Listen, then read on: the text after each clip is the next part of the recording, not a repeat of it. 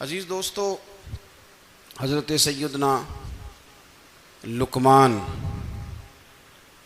اپنے بیٹے کو نصیحت کرتے ہیں، اور قرآن مجید نے سورہ لقمان کے اندر آپ کی ان نصیحتوں کا ذکر فرمایا ہے۔ اللہ کریم نے ارشاد فرمایا کہ حضرت لقمان ان کی جو بات انہوں نے اپنے بیٹے کے ساتھ کی، فرمایا وَلَا تُصَعِّرْ خَدَّكَ لِلنَّاسِ، اے میرے بیٹے لوگوں کے ساتھ اپنے رخ کو نہ پھیرا کر، غرور کے ساتھ اپنے لب و لہجے کو پھیر نہ لیا کر لوگوں کی طرف سے، اور وَلَا تَمْشِي فِي الْأَرْضِ مَرَحًا، اور زمین پر اکڑ اکڑ کے نہ چلا کر۔ تکبر کے ساتھ اپنے لب و لہجے کو لوگوں سے پھیر نہ لیا کر، اور زمین پر اکڑ کے بھی نہ چلا کر۔ جناب لقمان اپنے بیٹے کو نصیحت فرما رہے ہیں، اور اللہ نے اس کا ذکر قرآن مجید میں فرمایا ہے۔ اسلام ہماری تربیت کرتا ہے ہر موقع پر، اور ہمیں اسباق پڑھاتا ہے زندگی ساری گزارنے کے لیے۔ انسان کی بات کا دوسرے پر بڑا اثر ہوتا ہے، لیکن اس کی بات کے ساتھ ساتھ اس کے لہجے کا بھی بڑا اثر ہوتا ہے۔ کھانے کا بھی بڑا اثر ہے، لیکن کھانا آپ کس برتن میں رکھ کے دے رہے ہیں اس کا بھی بڑا اثر ہے۔ آپ نے کھانا کس طرح سجایا ہے، کس جگہ کسی کو بٹھایا ہے، اس کا بھی بہت زیادہ اثر ہے۔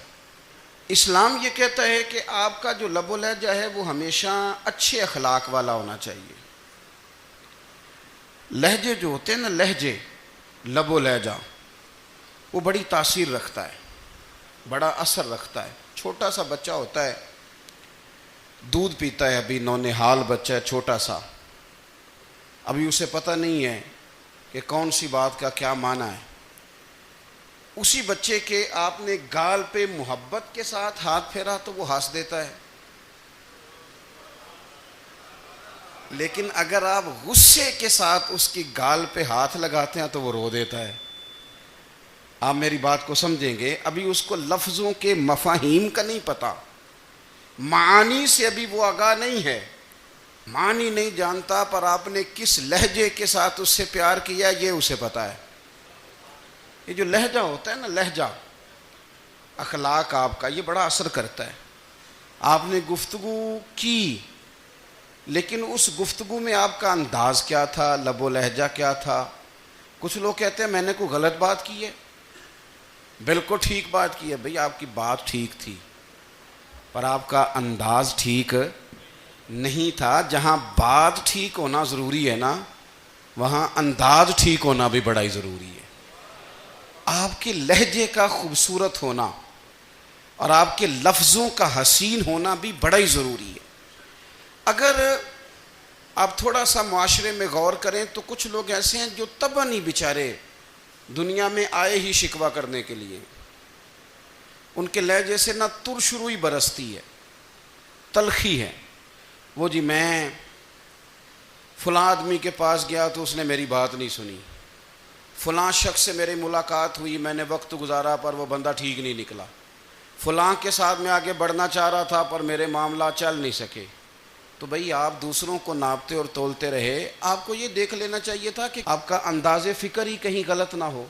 لہجے، اخلاق، یہ آپ کے لفظوں سے بھی زیادہ اثر بعض اوقات رکھتے ہیں۔ کسی نے کہا تھا کہ میرے لہجے میں غرور آیا تھا، اس کو حق تھا کہ شکایت کرتا تھا، میرے لہجے میں کچھ ایسا کہ جس پہ وہ بیچارہ پریشان ہو گیا، اب اس کا حق بنتا تھا وہ اس پہ شکایت کرتا۔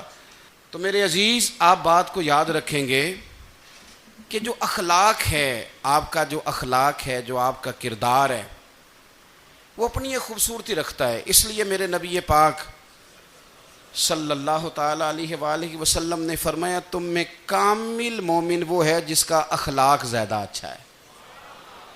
جو کہانیاں زیادہ سناتا ہے وہ نہیں، جو اپنی خدمات زیادہ بتاتا ہے وہ نہیں، جو باقی سب کی نفی کر کے کہتا ہے کہ دنیا میں کوئی بندہ ٹھیک نہیں، صرف میں ٹھیک ہوں، وہ والا بندہ نہیں، بلکہ فرمایا جس بندے کا اخلاق زیادہ اچھا ہے۔ اخلاق دیکھیں، یہ جو آپ کا لہجہ ہوتا ہے نا، یہ بہت زیادہ اثرات مرتب کرتا ہے آپ کے گھر پہ بھی باہر بھی. آپ اگر اپنی گفتگو میں باڈی لینگویج کو تھوڑا سا اچھا رکھیں. کچھ لوگ ایسے ہوتے ہیں جو بات بڑی صحیح کرتے ہیں پر کچھ زیادہ ہی باتیں کرتے ہیں, تو وہ زیادہ باتیں کرنے کی وجہ سے ان کی جو صحیح باتیں ہوتی ہیں ان کا بھی وزن خراب ہو جاتا ہے, کیونکہ وہ زیادہ باتیں کرتے ہیں, ہر وقت بولتے ہیں, ہر وقت بات کرتے ہیں. تو جب وہ ٹھیک بات بھی کر رہے ہوں تب بھی ان کی بات کا لوگ اثر قبول نہیں کرتے. لیکن اگر ان کا لہجہ باوقار ہو, بات وہ تھوڑی کریں پر جتنی کریں ذرا سونی کر کے کریں, گفتگو میں خود بخود اثر پیدا ہو جائے گا, بات اچھی لگے گی. اخلاقی رویے اگر لوگوں کے زیادہ اچھے ہو جائیں, ایک تو مسکرانے کا بل کوئی نہیں آتا, اس کے پیسے کوئی نہیں لگتے, اور یہ بھی شکر ہے ابھی تک اس پر ٹیکس بھی کوئی نہیں, یہ بھی مقام تشکر ہے. تو اگر آپ بات کریں اور اس میں تھوڑی سی مٹھاس پیدا کر لیں, آپ تھوڑی سی بات میں نا مٹھاس. میرے ایک کلاس فیلو ہیں, تو وہ تقریر کر رہے تھے اور میں سن رہا تھا, تو مجھے بعد میں کہنے لگے آپ تبصرہ کریں میں نے کیسی تقریر کی ہے. یہ ہوتا ہے نا جی, بعض اوقات دوست بیٹھتے ہیں بے تکلف تو کئی دفعہ کچھ باتیں ایسی ایک دوسرے کے ساتھ کرتے ہیں.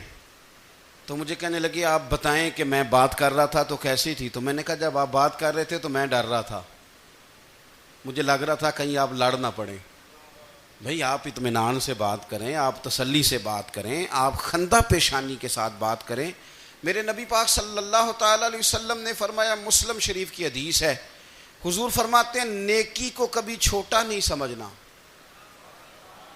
نیکی کو حقیر نہیں سمجھنا. کچھ نہ ہو سکے تو اپنے بھائی سے مسکرا کے بات ہی کر لیا کرو, بات کرو تو تمہارا